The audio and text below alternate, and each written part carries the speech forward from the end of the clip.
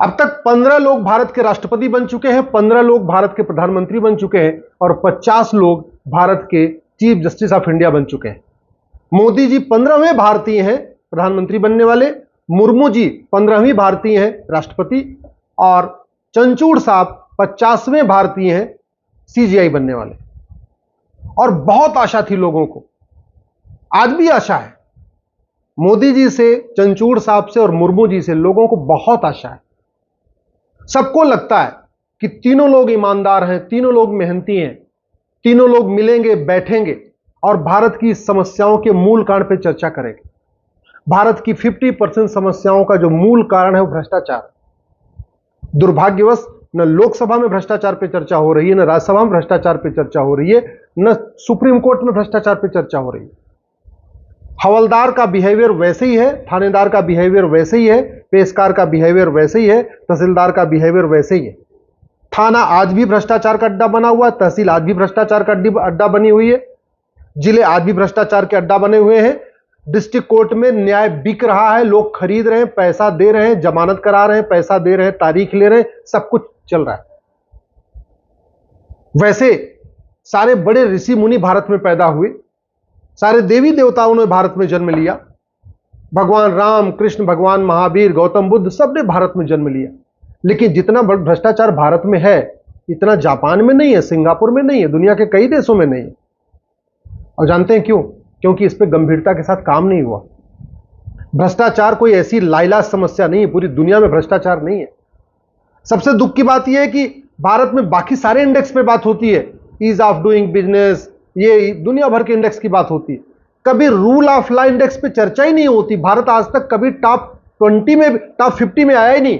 Top 20 छोड़िए, rule of law index में भारत कभी 60वें नंबर पे, कभी 65वें नंबर पे, कभी 70वें नंबर पे, ऐसे ही रहा, कभी आया नहीं टॉप 20 में या टॉप 10 में आया नहीं।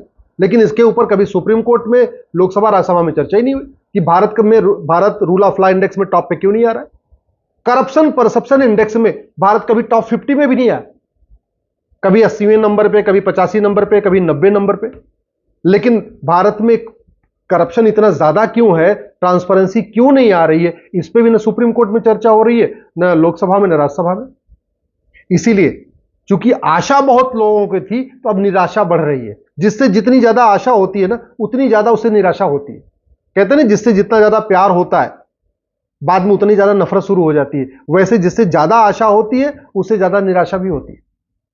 इसलिए मैं हाथ जोड़ के निवेदन कर रहा हूं, माननीय राष्ट्रपति जी से निवेदन कर रहा हूं, आप माननीय प्रधानमंत्री जी को और माननीय चीफ जस्टिस ऑफ इंडिया चंचूड़ साहब को बुलाइए और बुला के पूछिए कि भारत में जस्टिस विद इन ईयर कब लागू होगा।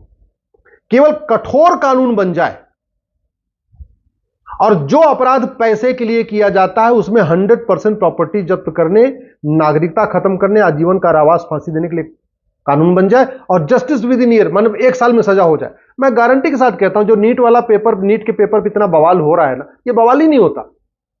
जस्टिस विद कठोर कानून हो, 100% प्रॉपर्टी जब्त करने, नागरिकता खत्म करने, आजीवन कारावास, फांसी देने, और वो भी 1 साल के अंदर। मैं गारंटी के साथ कहता हूं माफिया राज खत्म हो जाएगा। नकल माफिया भारत छोड़ के भाग जाएंगे।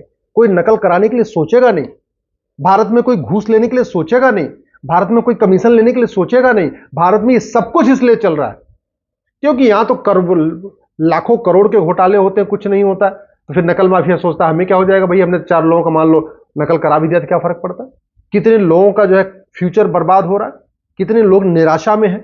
एक पेपर आउट हो जाता है ना तो लाखों जो यूथ है, जो पूरे साल भर तैयारी करके रहते हैं, वो फ्रस्ट्रेट हो जाते हैं। और अगर एक बार उन्होंने क्लियर कर लिया, अगली बार बाई द वे किसी कारण से नहीं हुआ तो और ज्यादा फ्रस्ट्रेट हो जाते हैं। तो ये पेपर लीक होना बहुत खतरनाक है। साइबर फ्रॉड हो रहे हैं, लोगों के बैंक से, खातों से पैसा उड़ रहा है। क्यों? क्योंकि कानून घटिया है, न्यायिक व्यवस्था सड़ चुकी है। डिजिटल अरेस्ट किया जा रहा है लोगों को। क्यों? क्योंकि कानून घटिया है, न्यायिक व्यवस्था सड़ चुकी है, साल भर के अंदर मुकदमों का फैसला नहीं होता। कोई किसी की जमीन पे कब्जा कर ले रहा है। क्यों? क्योंकि उसको पता है कब्जा करने के बाद कोई फर्क नहीं पड़ेगा, 40-50 साल मुकदमा चलेगा, कोई फर्क नहीं पड़ने वाला। लोग फर्जी वसीयत बनवा ले रहे हैं। क्यों? क्योंकि उनको पता है फर्जी, यहां भारत में झूठ बोलना, कोई झूठा डॉक्यूमेंट तैयार करना कोई गंभीर अपराध नहीं है। भारत में करोड़ों लोग झूठी शिकायत से परेशान है, झूठे एफआईआर से परेशान है, झूठी पुलिस की जांच से परेशान है, झूठी गवाही से परेशान है, झूठे हलफनामे से परेशान है, झूठे मुकदमे से परेशान है, करोड़ों लोग। लेकिन इस पर न लोकसभा में चर्चा हो रही, न राज्यसभा में चर्चा हो रही, न सुप्रीम कोर्ट में चर्चा हो रही। भैया लोगों को जल्दी जल्दी फटाफट न्याय कैसे मिलेगा? और झूठ कितना गंभीर अपराध है, गंभीर मतलब परिणाम देता है, वो इस बार के चुनाव में देख लीजिए। 25 फर्जी वीडियो वायरल किए गए थे। मोदी जी का फर्जी वीडियो, अमित शाह जी का फर्जी वीडियो, जेपी नड्डा जी का फर्जी वीडियो, मोहन भागवत जी का फर्जी वीडियो, और भी बीजेपी के बहुत सारे नेताओं का फर्जी वीडियो, योगी आदित्यनाथ जी का फर्जी वीडियो। फर्जी वीडियो बनाने की हिम्मत क्यों पड़ती है? उनको पता है कोई बात नहीं, आप फर्जी वीडियो बना लेंगे ना, 4-6 महीने जेल में रह लेंगे, क्या फर्क पड़ता? भाई फर्जी वीडियो बनाने पर अगर 5 करोड़ रुपए मिल जा रहा हो तो बाद में अगर 6 महीने सजा हो जाए, 1 साल सजा हो जाए, तो क्या फर्क क्या पड़ता है? तो खौफ नहीं है। कानून इतना घटिया है कि लोगों के दिमाग में एकदम खौफ है ही नहीं है। वो प्रधानमंत्री का फर्जी वीडियो वायरल कर दे रहे हैं। आप देखिए अभी इस बार के चुनाव में लोग जो है जाके कह रहे हैं कांग्रेस के ऑफिस में हमको 8,500 रुपए दो। कानून इतना घटिया है कि कांग्रेस को इस बात का खौफ ही नहीं है कि अगर हम फर्जी वादा कर देते तो कोई फर्क नहीं पड़ेगा। और कांग्रेस ने ही काम किया, 1 लाख रुपए का खटाखट वाला वादा किया, लोगों से फॉर्म भरवा लिया, फर्जी फॉर्म, योजना बनी नहीं है, मंत्रिमंडल से सैंक्शन नहीं हुई, अप्रूवल हुआ नहीं, और फर्जी फॉर्म भरवा लिए गए। कांग्रेस ने यूपी में फॉर्म भरवाया, बिहार में फॉर्म भरवाया, और केजरीवाल ने दिल्ली में फर्जी फॉर्म भरवा लिया। अब दिल्ली की महिलाएं सड़क पे आके घूम रही, हमको 1,000 रुपए देने का वादा किया था, फर्जी फॉर्म भरवाया था, हमको 2 पैसा नहीं मिल रहा। इधर यूपी बिहार में महिलाएं कांग्रेस के नेताओं को ढूंढ रही हैं। लेकिन यह बहुत गंभीर मामला है। आप जरा सोचिए ना कि फर्जी फॉर्म क्यों भरवाया? क्योंकि कानून का खौफ नहीं है। फर्जी वादा क्यों किया? कानून का खौफ नहीं है। फर्जी वीडियो कैसे वायरल कर दिया? कानून का खौफ नहीं है। अगर ये फर्जीवाड़ा बंद हो जाए तो करोड़ों लोगों के जीवन में सुख चैन आ जाएगा। करोड़ों लोगों को, 5 करोड़ मुकदमे चल रहे हैं district court, high court, supreme court में। जानते हैं इसमें आधे फर्जी हैं।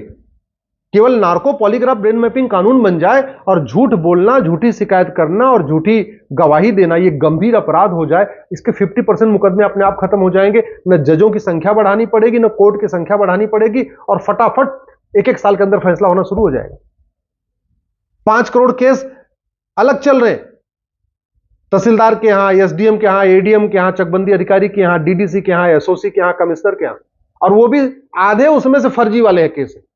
किसी ने फर्जी वसीयत बनवा रखी है, किसी ने फर्जी विरासत बनवा रखी है, किसी ने फर्जी कागज बनवा रखा है, किसी ने फर्जी आधार बनवा रखा है, किसी ने फर्जी राशन कार्ड बनवा रखा है, किसी ने फर्जी डोमिसाइल सर्टिफिकेट, सारा फर्जीवाड़े का खेल। तो अगर हमने फर्जी झूठ के खिलाफ गंभीर अपराध बनाया तो रेवेन्यू वाले केस जो चल रहे हैं एसडीएम, एडीएम, तहसीलदार के यहां, वो भी खत्म हो जाएंगे, और district court, high court, supreme court में भी खत्म हो जाएंगे। कोई झूठा वादा नहीं कर पाएगा। नेता जो झूठ का जहर घोलते हैं और आपस में लड़ा देते हैं, दलित बनाम सवर्ण करा देते हैं झूठे भाषणबाजी से, वो झूठ बोलना बंद कर देंगे। हवाई बात करते हैं, हवाई प्रेस कॉन्फ्रेंस करते हैं। कुछ दिन पहले आपने देखा होगा दिल्ली में प्रेस कॉन्फ्रेंस हुई कि तिहाड़ जेल में केजरीवाल जी को जहर दिलवाया जाएगा, जबकि तिहाड़ जेल खुद ही केजरीवाल जी के अंडर में है। फिर भी मंत्री प्रेस कॉन्फ्रेंस कर रहे हैं। क्यों? क्योंकि झूठ बोलना गंभीर अपराध नहीं है। इसलिए मैं चंचूड़ साहब से भी निवेदन करता हूं, मोदी जी से निवेदन कर रहा हूं, और राष्ट्रपति द्रौपदी मुर्मू जी से निवेदन कर रहा हूं, प्लीज इस मामले पर गंभीरता के साथ चर्चा करिए, सोचिए, चिंतन करिए। आखिर क्या कारण है कि जापान में भ्रष्टाचार नहीं है, सिंगापुर में भ्रष्टाचार नहीं है, न्यूजीलैंड में भ्रष्टाचार नहीं है, जर्मनी में भ्रष्टाचार नहीं है, डेनमार्क में भ्रष्टाचार नहीं है, और भारत में इतना क्यों है? और भ्रष्टाचार हमारी राष्ट्रीय सुरक्षा के लिए खतरा है, भ्रष्टाचार हमारी भारत की संस्कृति के लिए खतरा है। ये जो घुसपैठिए आते हैं भ्रष्टाचार के कारण आते हैं। घूस दे के अंदर आते हैं, घूस दे के आधार बनवाते हैं, घूस दे के राशन कार्ड बनवाते हैं, घूस दे के ड्राइविंग लाइसेंस बनवाते हैं, घूस दे के वोटर आईडी बनवाते हैं। सब कुछ भ्रष्टाचार के कारण चल रहा है। ये जो भारत में धर्मांतरण का खेल चल रहा है, ये भी भ्रष्टाचार से चल रहा है। मिशनरियों को फंडिंग और जिहादियों की फंडिंग पूरी तरीके से ब्लैक मनी से होती, काले धन से होती, हवाला के जरिए होती। तो जस्टिस विद इन ईयर होगा तो बाकी जो अपराध रुकेंगे। अवैध असलहे का कारोबार रुकेगा, फिरौती रुकेगी, किडनैपिंग रुकेगी, साइबर फ्रॉड रुकेगा, बाकी तो रुकेगा। मुकदमों की संख्या कम होगी, घुसपैठ और धर्मांतरण भी रुकेगा। इसलिए मैं आपसे हाथ जोड़ के निवेदन कर रहा हूं, please justice with in year लागू करने के लिए गंभीरता के साथ चिंतन करिए। सुप्रीम कोर्ट में भी जस्टिस विद इन ईयर पे चर्चा होनी चाहिए, लोकसभा में भी जस्टिस विद इन ईयर पे चर्चा होनी चाहिए, राज्यसभा में जस्टिस विद इन ईयर की चर्चा होनी चाहिए। अगले 1 साल के अंदर कानून बना के justice with in year effectively लागू जरूर होना चाहिए।